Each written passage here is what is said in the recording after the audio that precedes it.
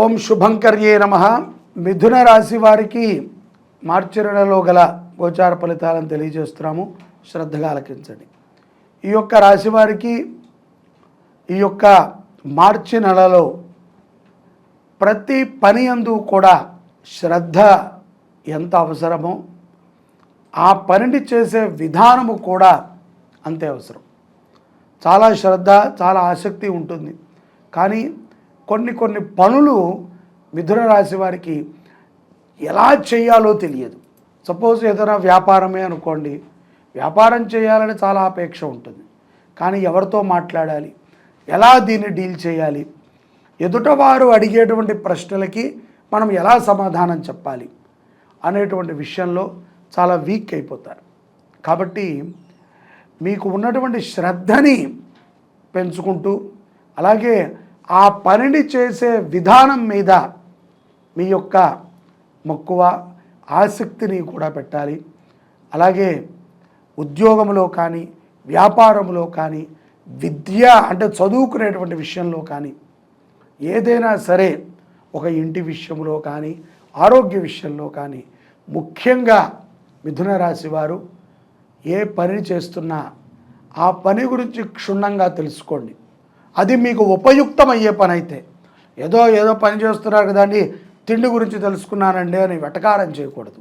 ఉద్యోగము మన స్థిరత్వం, అభివృద్ధి పదంగా సీరియస్నెస్, జీవితంలో మనకి అభివృద్ధి కావాలి అనుకున్నటువంటి వారు తప్పనిసరిగా మీరు చేసేటువంటి వ్యాపారం గురించో ఉద్యోగము గురించో పై అధికారితో మీరు ఉండేటువంటి పద్ధతి గురించో తప్పనిసరిగా విషయాన్ని తెలుసుకోవాలి. వారితో మనం ఎలా మాట్లాడాలి, పూర్వం ఎలాంటి వాళ్ళు ఉండేవాళ్ళు, మన నుంచి మన పై అధికారి ఏమి కోరుకుంటున్నారు, ఎటువంటి డెడికేషన్ని వారు కోరుతున్నారో చూసి దానికి అనుసంధానంగా వెళ్ళటము ఉత్తమం.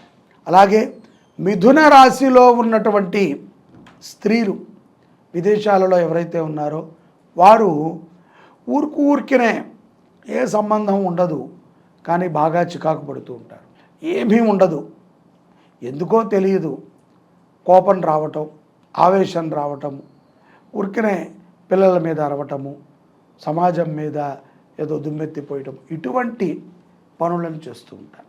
కాబట్టి మీరు అటువంటి ఆలోచనల నుంచి కూడా బయటికి రావడానికి చక్కటి మార్గాన్ని స్త్రీలకి కూడా చెప్తాము.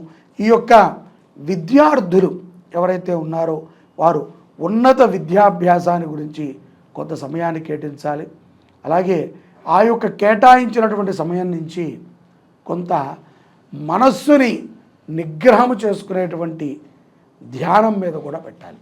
విద్యాభ్యాసము చదువుకోవటము లేకపోతే మంచి మంచి విషయాలను తెలుసుకోవటం మంచిదే.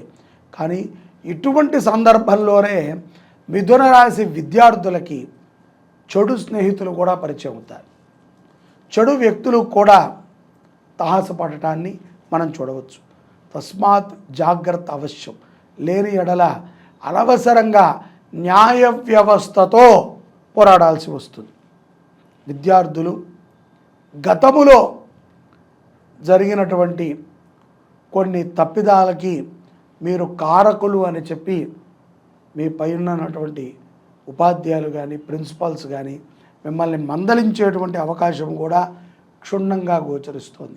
కాబట్టి చాలా జాగ్రత్తగా చదువు పైన మాత్రమే శ్రద్ధని పెట్టి చదువుకుంటే ఉన్నత స్థితికి చేరుకుంటారు. అలాగే అధికారులతో కొంత మాట్లాడేటప్పుడు వినయ విధృతలు చాలా అవసరం. అలాగే అహంకారాన్ని పక్కన పెట్టండి. నాకు వాళ్ళు తెలుసు, నాకు వీళ్ళు తెలుసు, నేను ఇది చేస్తా అది చేస్తా. తప్పు చేసినప్పుడు ప్రతి వాడు చెప్పే మాట ఇది. ఒకడు నీకు తెలుసు అని చెప్పటం కంటే కూడా ఒకడికి నువ్వు తెలుసు అని అనుకోవటం మంచిది.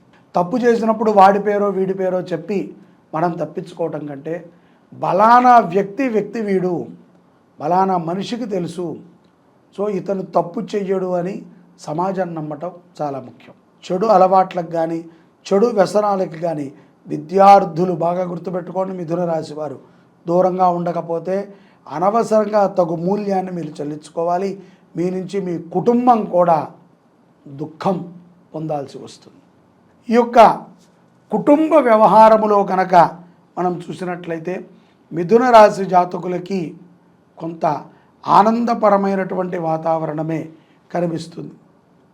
ఆడపిల్లల విషయంలో మిథున రాశి వారు మీరు తీసుకున్నటువంటి ఒక నిర్ణయము ప్రశంసనీయముగా ఉంటుంది. శుభకార్యాలకి కుటుంబపరంగా మీరు హాజరవుతారు, విందు వినోదాలలో పాల్గొంటారు. ఒక శుభకార్యము మిథున రాశి వారి చేతుల మీదుగా జరగటాన్ని కూడా మనం ఈ యొక్క మార్చి నెలలో చూడవచ్చు.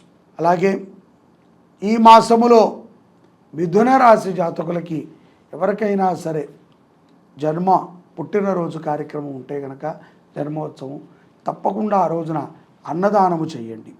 గోవులకి గ్రాసాన్ని సమర్పణ చేయండి, అభివృద్ధి చెందుతారు. గోమాత యొక్క అనుగ్రహం ద్వారా కుటుంబంలో అంతర్గతముగా ఉన్నటువంటి కొన్ని శత్రువులు బయటికి పోతాయి.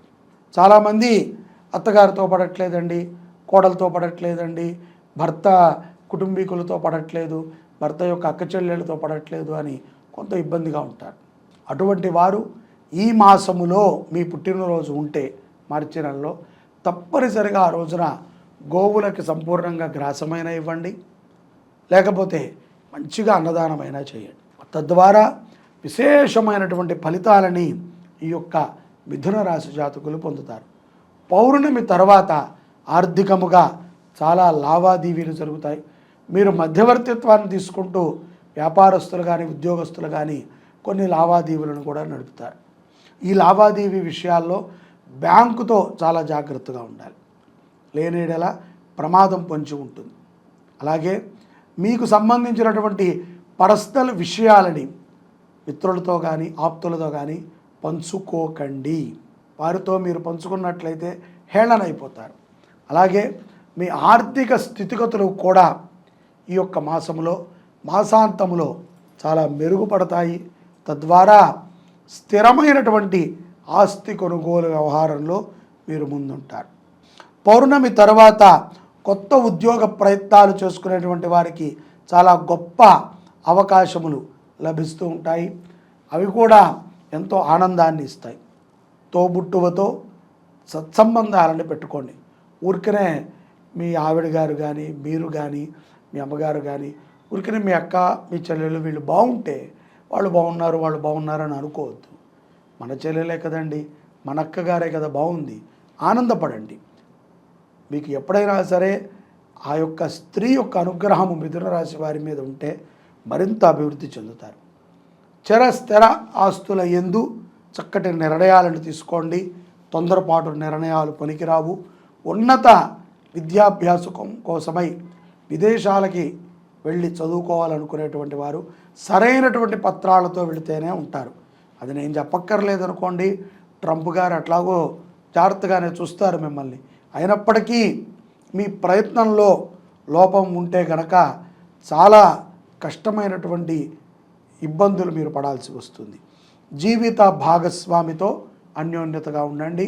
ఎక్కడా కూడా అభద్రతా భావాన్ని వ్యక్తపరచకండి. నువ్వు వచ్చావు కాబట్టి ఇలా జరిగింది, నువ్వు ఉన్నావు కాబట్టి ఇలా జరిగింది, ఇలాంటి పిచ్చి మాటలని మాట్లాడి మిమ్మల్ని మీరు తక్కువ చేసుకోకండి. బాధ్యత గల వృత్తిలో ఉన్నటువంటి వారు ఎంతోమంది మిథున రాశిలో ఉంటారు. ప్రభుత్వ రంగ ఉద్యోగంలో ఉన్నటువంటి వారు ఉంటారు. తప్పు చేయడం సహజమైనప్పటికీ తప్పుని సరిదిద్దుకోవటం మాత్రం అసహజం.